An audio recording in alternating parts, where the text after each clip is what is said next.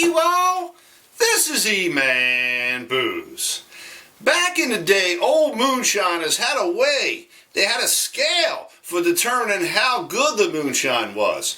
Here's how it worked. So you get yourself a pint of moonshine and you drink it. Afterward, depending upon how many fights you got into, that determined the quality of the moonshine. So if you only got into one fight after drinking the booze, that was crappy moonshine. If you got into 4 fights, that was the really good stuff. And so when this little small distillery, Four Fights Distilling, was searching for a name for the new distillery in Corning, New York, they came up with Four Fights Distilling to honor the time-honored tradition of making good moonshine. So they just opened their doors about 3 months ago, and last month we had a chance to review the Crystal City vodka. So if you missed that review, please go back to YouTube and check it out. I even make a great cocktail with the vodka, and as you can see, I like the vodka so much that it's actually gone just about. There's just a nip or two left in here. But today we're going to get into the newly released Emperial Moonshine. Emperial, not Imperial. Emperial with an E to honor the Empire State, which is New York. So let's get some in the glass. We're going to take a smell of it. We're going to stick it up on the palate. We're going to tell you about how it's made, and we're going to tell you what is so special about this neat little spirit here. Alright, now, what is it? Well, it's a corn whiskey. Say that right here on the label, corn whiskey. Oh, by the way, let me say something here. I like this label. See if you can see it. Got the nice copper color on the border there, and the logo for Four Fights Distilling's really neat too. I kind of like it. I really like it. Got the New York State logo on here and all that other stuff. But it is a corn whiskey, so by law, corn whiskeys must be at least 80% corn. Now they can be 100% corn, and some of them are, but at least 80% corn. You can use other grains like barley or rye or wheat or something like that. This particular moonshine here is 80% corn from upstate New York. You see, these guys are farm distillers, and with the farm distiller's license, they have to use at least 75% grains from New York State. So the corn comes from a local source, not far from the distillery in Corning, and the other 20% is brass 2-row malted barley that a lot of craft brewers use to make great beer. So what do? How do they make it? Well, they have a roller mill here, and they crack up the corn and the barley malt, and they don't have a real fancy mill because they ain't got a lot of money, and they're an upstart, and they're scraping to get by, and so they don't have the thousands and thousands of dollars to buy like a grist mill or a flour mill to make it to turn the grains into a real fine flour. So after it come off the roller mills, it's like variable sizes. You get some bigger pieces and some real fine pieces, and you combine all this with water, and you heat it up, and you make a mash here, and after the mash, you cook it something like 2 hours. They do, and after the mash is cooked, you got to wait till it cools down. Excuse me.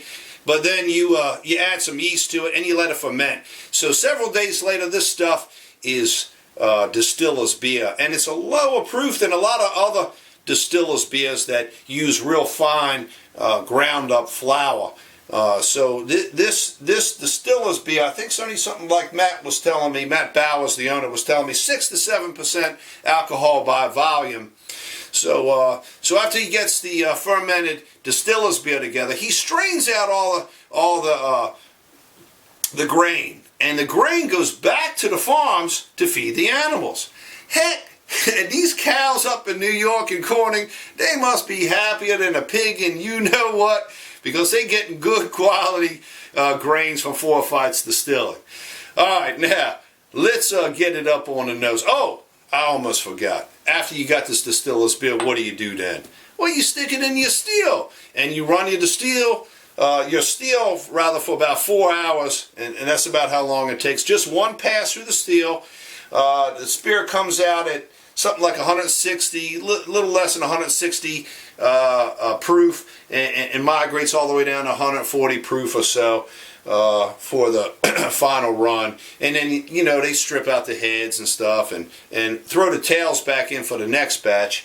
But not a real big cut or anything, but it's just a nice alcoholic percentage for this type of spirit here. Now, of course, after you get it all together, you got to proof it down for the bottle proof, which is 100 proof or 50% alcohol by volume. All right, now on to nosing it up. There's corn in them here bottles.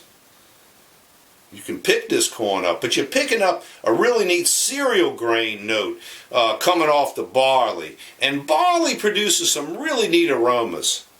I pick up something like almost akin to maybe like cantaloupe even. You get like, or like unripe melon, maybe not necessarily cantaloupe, but you get something like that in the nose here. And it's a really interesting aroma. But I also get something that reminds me of well, cream corn for sure, but I get something that reminds me of cocoa a little bit. And malt is notorious for producing cocoa-like aromas and definitely cocoa-like flavors. Think of your Scotch malts and how they provide that kind of chocolatey-like back note. So let's get up on the palate, see how she tastes.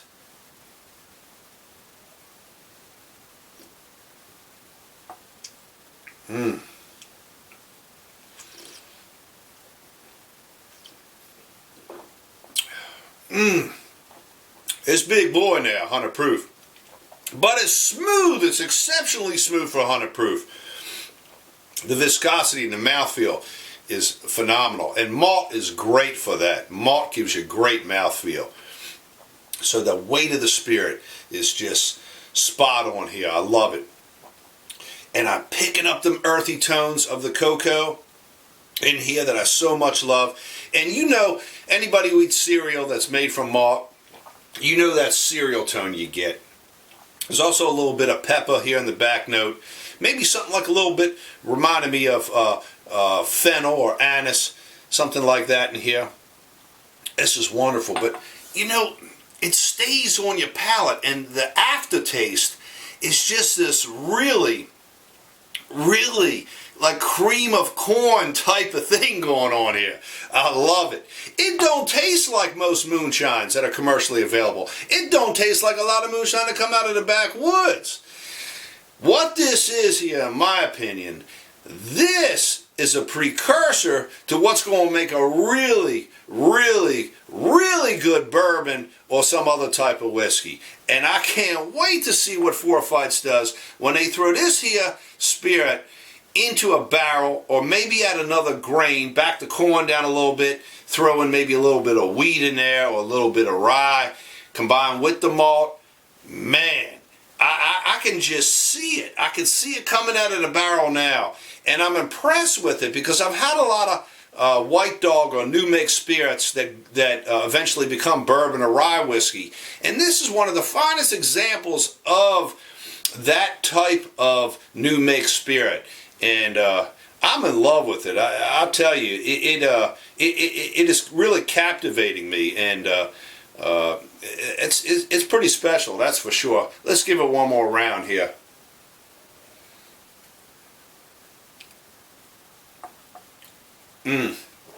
I got me some of these here organic cocoa nibs, and I want to try something here a minute. Now, you know, cocoa nibs, they ain't sweet or nothing. They're just the cocoa beans kind of broken up and stuff after they process out of the cocoa pod. Let me try something here for a minute. Oh, hell, we gonna just pop. What I'm looking for is that earthy cocoa, chocolatey type of note in here.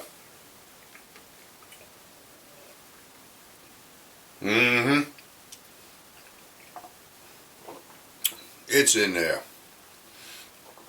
Man, I think I'm going to ask Matt if he can maybe make some malt whiskey. Because what he did with 20% malt in here, he running it still right. I don't know how he doing it, but he running it right. I just can't wait till these guys make whiskey. Speaking of that, Four Fights don't have a lot of money, and it's kind of neat what they're doing right now on the internet. If you go to the Facebook page, they have all the details. They have a little campaign. So you buy a shirt, a T-shirt, and they take the proceeds from the T-shirt and they're going to use it to buy barrels, because that's what they're trying to do right now. And I want to see them get some barrels, so I'm going to definitely get me a T-shirt here soon.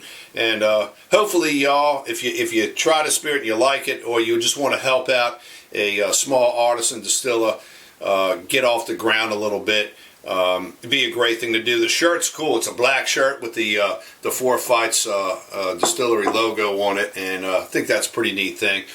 I love this. So where do you find this? Right now, it's only up in New York. It's not available anywhere else. But if you get your butt on up to Corning, which is just a little southwest of Ithaca, and little southeast of Buffalo, obviously, and north of the central part of Pennsylvania, the western central part of Pennsylvania, you can get up there and get yourself a bottle of this Four Fights Distilling Moonshine. And let's all jump in and support our local artisan distillers, because without them, we don't have all these great flavors. I'm E-Man Booze. Check me out on YouTube, Facebook, Twitter.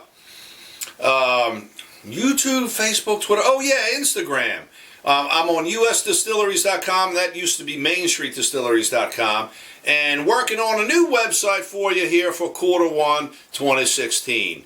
So when in New York, stop by and say hello to the Bowers, and get yourself some Four Fights spirits. Bye, you all.